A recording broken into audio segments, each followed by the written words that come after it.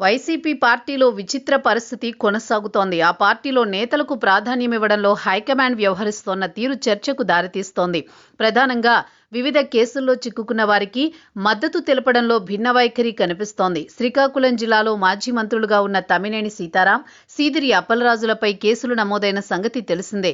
అయితే ఇందులో ఒకరికి మద్దతు తెలిపి మరొకరి విషయంలో పార్టీ సైలెంట్ కావడం పార్టీ శ్రేణుల్లో భిన్న వాదన వినిపిస్తోంది.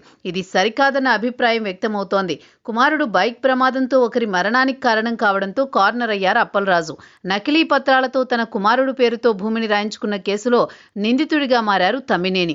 అయితే ఇద్దరూ ఆ రెండు కుటుంబాలు చిక్కుల్లో పడ్డాయి. కొద్ది రోజుల కిందట కాశీబుగ్గ సమీపంలో రోడ్డు ప్రమాదంలో ఓ గొర్రెల కాపరి మృతి చెందిన ఘటనలో అప్పలరాజు కుమారుడు బైక్తో ఢీకొట్టి ప్రమాదానికి కారణమయ్యారు.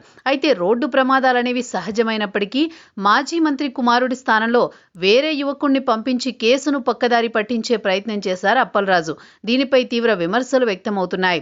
చివరకు అప్పలరాజుపై కూడా కేసు నమోదై అరెస్ట్ చేసే వరకు వచ్చింది పరిస్థితి. కానీ అప్పలరాజుకు అండగా నిలిచింది వైసీపీ. ఆ పార్టీకి చెందిన సీనియర్ నేత ధర్మానతో పాటు జిల్లా నేతలంతా సంఘీభావం తెలిపారు. మరోవైపు తమ్మినేని సీతారాం, ఆయన కుటుంబ సభ్యులు అడ్డంగా బుక్కయ్యారు వివాదం కేసులో.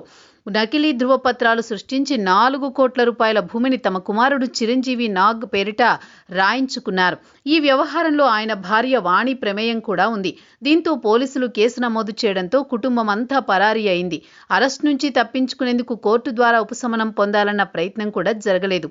ఎలాగైనా అరెస్టు తప్పదని తెలిసిపోయింది. అయితే తమ్మినేనికి మాత్రం వైసీపీ ఎటువంటి మద్దతు తెలపలేదు. కనీసం మాట సాయం చేసేందుకు కూడా శ్రీకాకుళం నేతలు ముందుకు రాలేదని తెలుస్తోంది. మాజీ మంత్రి అప్పలరాజుకు సంబంధించి జగన్మోహన్ రెడ్డి సైతం స్పందించారు. తెలిసి తెలియని వయసులో చిన్నపిల్లాడు తప్పు చేస్తే రాజకీయంగా ప్రతీకారం తీర్చుకుంటున్నారని ఆరోపించారు. ఆయన ఇంటికి జిల్లా పార్టీ నేతలను పంపించి సంఘీభావం తెలిపారు. కానీ అదే పార్టీలో రాజ్యాంగబద్ధ పదవి చేపట్టిన తమ్మినేని విషయంలో మాత్రం జగన్ స్పందించలేదు. ఆ పార్టీ నేతలు మద్దతుగా నిలవలేదు.